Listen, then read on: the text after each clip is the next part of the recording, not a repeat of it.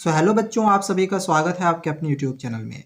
तो जो भी बच्चे 2024 में सीबीएसई की बोर्ड परीक्षा देंगे उन सभी स्टूडेंट्स के लिए एक बहुत बड़ी अपडेट आ रही है। सीबीएसई ने ये अनाउंसमेंट कर दी है कि 15 फरवरी से 2024 CBSE board examinations class 10th और क्लास 12th का शुरू कर दिया जाएगा। इसके लिए सीबीएसई ने सिलेबस और सैम्पल पेपर दोनों ही रिलीज कर दिए हैं। इस वीडियो में बच्चों अभी मैं आप लोग को क्लास 10th मैथमेटिक्स का कंप्लीट सिलेबस दिखाने जा रहा हूँ। यहाँ पे जो भी आपकी क्लास 10th की सिलेबस है, आपको कौन कौन से चैप्टर्स पढ़ने हैं, क्वेश्चन पेपर का डिज़ाइन कैसा रहेगा, ब्लूप्रिंट क्या है, इन सभी चीज़ों के बारे में अभी आप लोग को इस वीडियो में बताऊंगा। तो वीडियो को आप पूरा शुरू से लास्ट तक देखते रहना। देखो, सबसे पहले यहाँ पे क्लास 10th का जो मैथमेटिक्स का ब्लूप्रिंट है वो यहाँ पे दिया हुआ है। जैसे ये सब सारी आपके यूनिट्स है। पहला यूनिट आपका नंबर सिस्टम है, जिसमें आपका एक चैप्टर रियल नंबर्स आता है। ठीक है, इसमें आपका जो चैप्टर आता है वो है रियल नंबर्स। ठीक है, तो यहाँ से आपके एग्जामिनेशन में 6 मार्क्स का क्वेश्चन पूछा जाएगा। तो ये सब सारा आप लोग नोट डाउन जरूर कर लेना कि कौन कौन से यूनिट से कितने कितने मार्क्स के क्वेश्चन आएंगे। बाद में जब आप इसके एग्जामिनेशन की तैयारी करोगे तो ये आपको बहुत ज़्यादा हेल्प करेगा। अब जैसे अगला जो यहाँ पे चैप्टर है वो है अलजेब्रा। तो अलजेब्रा से आपके टोटल 4 चैप्टर है। पहला चैप्टर है पोलिनोमियल, दूसरा चैप्टर है लीनियर इक्वेशन इन 2 वेरिएबल्स, तीसरा चैप्टर है क्वाड्रेटिक इक्वेशन और चौथा चैप्टर है अर्थमेटिक प्रोग्रेशन। तो इन चारों चैप्टर से मिला के एग्जामिनेशन में 20 मार्क्स का क्वेश्चन पूछा जाएगा। ठीक है, इसके बाद आपका नेक्स्ट यूनिट आता है कोऑर्डिनेट ज्योमेट्री। तो कोऑर्डिनेट ज्योमेट्री में आपका बस एक ही चैप्टर है, चैप्टर का नाम ही है कोऑर्डिनेट ज्योमेट्री, जिससे कि एग्जामिनेशन में 6 मार्क्स का क्वेश्चन आएगा। नेक्स्ट आपका यहाँ पे यूनिट दिया गया है ज्योमेट्री। तो पहले ज्योमेट्री में 3 चैप्टर थे, लेकिन अब इसमें आपका एक चैप्टर को हटा दिया गया है। जो कंस्ट्रक्शंस था उसको हटाकर केवल इसमें 2 चैप्टर ही रखे गए हैं। एक चैप्टर आपका ट्रायंगल है, जिसमें आपको 2 थ्योरम पढ़ना है, और एक चैप्टर आपका सर्किल्स है, यहाँ पर भी 2 थ्योरम्स है। तो यहाँ से आपका ज्योमेट्री से 15 मार्क्स का क्वेश्चन आ रहा है। ठीक है, इसको नोट डाउन कर लेना, ये आपका ब्लू प्रिंट है मैथमेटिक्स का। इसके बाद ट्रिगोनोमेट्री, यहाँ से आपके एग्जामिनेशन में 12 मार्क्स का क्वेश्चन पूछा जाएगा। नेक्स्ट आगे आते हैं जो कि मेंसुरेशन है। अच्छा, यहाँ पे एक चीज़ और मैं बता दूं कि ये जो ट्रिगोनोमेट्री है तो इसमें आपका जैसे कौन कौन से चैप्टर आएगा, तो जैसे टी रेशियो हो गया, यानी कि ट्रिगोनोमेट्रिक रेशियो। इसी में आपका हाइट एंड डिस्टेंस भी शामिल है। इसी में ट्रिगोनोमेट्रिक आइडेंटिटीज़ भी है, जिसमें से ट्रिगोनोमेट्रिक आइडेंटिटीज से एक क्वेश्चन आपका 4 मार्क्स से पक्का है, या 5 मार्क्स में या 3 मार्क्स में रहेगा, और एक क्वेश्चन आपका ये हाइट एंड डिस्टेंस से 4 मार्क्स में या फिर 5 मार्क्स में रहेगा। तो यहाँ से आपके ज़्यादा मार्क्स के क्वेश्चन पूछे जाएंगे, याद रखना। ठीक है, इसमें ट्रिगोनोमेट्री में T ratio, height and distance और ट्रिगोनोमेट्रिक आइडेंटिटीज, यहाँ पे 3 चैप्टर्स आएंगे। अगला यहाँ पे हम लोग की यूनिट है मेंसुरेशन। तो मेंसुरेशन से एग्जामिनेशन में टोटल 10 मार्क्स का क्वेश्चन आएगा। नेक्स्ट यूनिट है स्टैटिस्टिक्स एंड प्रोबेबिलिटी। तो इससे आपके एग्जामिनेशन में 11 मार्क्स का क्वेश्चन आएगा। अगर हम मेंसुरेशन के चैप्टर का बात करें तो इसमें एक आपका सरफेस एरियाज एंड वॉल्यूम्स है, दूसरा एरियाज रिलेटेड टू सर्किल्स भी आपका इसी में ही आएगा। ठीक है, तो सरफेस एरियाज एंड वॉल्यूम और एरियाज रिलेटेड टू सर्किल्स, इन 2 चैप्टर से मिला के एग्जामिनेशन में 10 मार्क्स का क्वेश्चन आएगा। और स्टैटिस्टिक्स में तो आपको पता ही होगा कि मीन मोड मीडियन, बस यही निकालने के लिए आता है, और प्रोबेबिलिटी तो एक सबसे लास्ट वाला चैप्टर है। ठीक है, तो यहाँ से 11 मार्क्स का क्वेश्चन आएगा। ये आपकी ब्लूप्रिंट थी। अब सवाल आ जाता है कि क्या क्या हम लोगों को पढ़ना है, क्या नहीं पढ़ना है। तो देखो, अभी सीबीएसई ने आपको पता ही होगा कि नई एनसीईआरटी की बुक निकाली है। तो अगर आप नई एनसीईआरटी के किताब के अनुसार अगर पढ़ोगे तो आप देखोगे कि आपको कुछ भी ऐसा छोड़ना नहीं है। जितने भी आपके चैप्टर्स, जितने भी एक्सरसाइजेस दिए हुए हैं, सभी एक्सरसाइजेस को बनाना है। और कोई बच्चा शायद ही पुरानी एनसीईआरटी बुक को फॉलो करेगा। अगर पुरानी एनसीईआरटी की बुक अगर फॉलो करते हो तो कमेंट करना, मैं आपको एक वीडियो सजेशन दे दूंगा, जो कि डिस्क्रिप्शन पे मैं लिंक दे दूंगा। यहाँ से आपको पता चल जाएगा कि पुराने बुक के अनुसार हमें क्या पढ़ना था, क्या नहीं पढ़ना था। लेकिन मैं आपको यही सजेशन दूंगा कि नई एनसीईआरटी बुक के अनुसार ही अपने एग्जामिनेशन की तैयारी करो। और आपको इसमें बहुत सारे ऑप्शनल एक्सरसाइजेस भी मिलेंगे। तो जहाँ पे आपको लिखा हुआ मिलेगा ऑप्शनल एक्सरसाइज में ऑप्शनल मिल जाता है, तो वो ऑप्शनल एक्सरसाइज आपके एग्जामिनेशन पॉइंट ऑफ व्यू से नहीं है, उससे एग्जामिनेशन में क्वेश्चन नहीं आएंगे। उसी पेज के नीचे में अगर आप देखोगे तो उसमें लिखा भी है कि these exercises are not in the point of examination. ठीक है, not in the view of point of examination, मतलब एग्जामिनेशन पॉइंट ऑफ व्यू से वही हमारे लिए नहीं है। तो ऑप्शनल एक्सरसाइजेज को छोड़ के सारे एक्सरसाइजेज के आपको समझने हैं, सारे एक्सरसाइजेज के क्वेश्चन को बनाना है।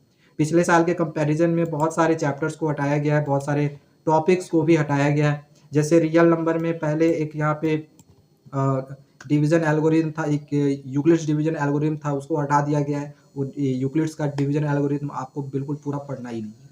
आपको यहाँ से स्टार्ट करना है फंडामेंटल थ्योरम ऑफ अर्थमेटिक्स से, और आपके नई एनसीईआरटी के बुक में यहीं से दी हुई है।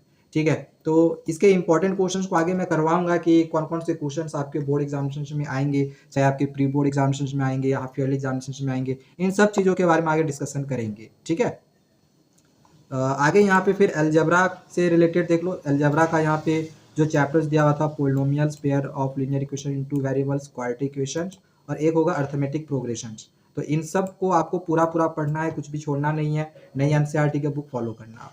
नेक्स्ट हम लोग का कोऑर्डिनेट ज्योमेट्री आता है। तो जैसे मैंने शुरू में ही कहा था, कोऑर्डिनेट ज्योमेट्री में आपका बस एक ही चैप्टर आता है, ठीक है, जिसका नाम ही है कोऑर्डिनेट ज्योमेट्री।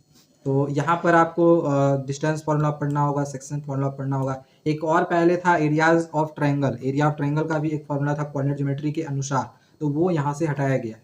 तो वो नई एनसीईआरटी के बुक से वो टोटली रिमूव्ड है। तो नई एनसीईआरटी के बुक पढ़ोगे आपको पता चल जाएगा क्या पढ़ना है क्या नहीं पढ़ना है। इसके बाद देखो यहाँ पे आपको केवल एक ही प्रूफ, सॉरी मैंने कहा था दो प्रूफ आपको सीखने हैं, बट यहाँ पे दिया गया है कि आपको सिर्फ एक ही प्रूफ पढ़ना है, जो कि ये एक थेल्स थ्योरम है। ठीक है, जिसको हम बीपीटी थ्योरम भी कहते हैं, बेसिक प्रोपोर्शनलिटी थ्योरम। तो ये आपको प्रूफ करने के लिए सीख कर जाना है। हालांकि ये सब का भी प्रूफ है, जो मोटिवेट लिखा हुआ है, ये सब भी सारे प्रूफ में आते हैं, बट ये उतने इंपॉर्टेंट नहीं है जितना कि आपका ये एग्जामिनेशन पॉइंट ऑफ व्यू से इंपॉर्टेंट है। अक्सर ये वाला जो थ्योरम है वो हमारे एग्जामिनेशन में आता ही आता है। ठीक है, तो आगे हम इस थ्योरम को भी सीखेंगे, ठीक है, समझेंगे अच्छे से। फिर आपका सर्किल में देख लो, यहाँ पे ये दो थ्योरम है जो कि आपके एग्जामिनेशन में आएगा। थ्योरम आता ही है सर्किल से, दो ही थ्योरम है और ज़्यादा कुछ इसमें है नहीं। बाकी एनसीईआरटी के और भी जो भी एक्सरसाइजेस के क्वेश्चन होंगे उनको बना लेना। इंट्रोडक्शन टू ट्रिग्नोमेट्री में आपको फिर जो पहला एक्सरसाइज है वो तो पढ़ना है, लेकिन देखा जाए तो वहाँ से क्वेश्चंस एग्जामिनेशन में आते हैं नहीं। फिर यहाँ पे डिग्री वाले से क्वेश्चंस पूछे जाते हैं, जैसे कि साइन 30 डिग्री, कॉस 45 डिग्री, ये सब सारा डिग्री वाला जो क्वेश्चंस है इसको अच्छे से याद कर लेना, इनकी वैल्यूज़ को याद कर लेना, क्वेश्चंस यहाँ से बनेगा। इसके बाद ट्रिग्नोमेट्रिक आइडेंटिटीज़ के क्वेश्चंस आपके एग्जामिनेशन में आएंगे। ठीक है, यहाँ से ज़्यादा मार्क्स का क्वेश्चन भी पूछा जाएगा। और एक लास्ट हम लोग का फिर यहाँ पे ट्रिग्नोमेट्री में है हाइट एंड डिस्टेंस। ठीक है, तो इसको भी हम आगे पढ़ेंगे। नेक्स्ट आगे आते हैं मेंसुरेशन। मेंसुरेशन में जैसे कि हमने बात किया कि एरियाज रिलेटेड टू सर्किल्स और सरफेस एरियाज एंड वॉल्यूम्स, दो चैप्टर है जो कि आपको पढ़ने हैं। आपके नई एनसीईआरटी बुक के अनुसार ये आपको पूरा पूरा पढ़ना है। ठीक है, पुराने वाला पढ़ोगे तो इसमें भी बहुत सारे टॉपिक्स को हटाया गया है, जैसे वॉल्यूम ऑफ फ्रस्ट्रम वो नहीं पढ़ना है, जो लास्ट एक्सरसाइज था उसके पहले एक्सरसाइज था वो नहीं पढ़ना था। तो खैर पुरानी बुक हम फॉलो ही क्यों करेंगे, इससे अच्छा नहीं है कि हम नई एनसीईआरटी किताब से पढ़ लें। नई एनसीईआरटी बुक आप सभी को लेना, पुरानी वाले से मत पढ़ना। ठीक है, इस साल जो 2024 के लिए निकाला गया है। इसके बाद स्टैटिस्टिक्स में आपको मीन मोड मीडियन पढ़ना है। ठीक है, ये सब सारा पढ़ोगे आप। इसके बाद इसमें एक बायमोडल सिचुएशन था, ये आपको करना नहीं है, जो कि यहाँ पे लिख दिया गया है। और फिर लास्ट में आपको प्रोबेबिलिटी पूरा पढ़ना है, इसमें आपको कुछ भी छोड़ना नहीं है। तो यहाँ पे हमने आप लोग को मैथमेटिक्स का पूरा जो यहाँ पे सिलेबस था वो भी बता दिया है, जो ब्लूप्रिंट था वो भी बता दिया है। और फिर आगे देखो यहाँ पे क्वेश्चन पेपर का डिज़ाइन दिया गया है कि किस तरह के क्वेश्चन आपके एग्जामिनेशन में रहेंगे।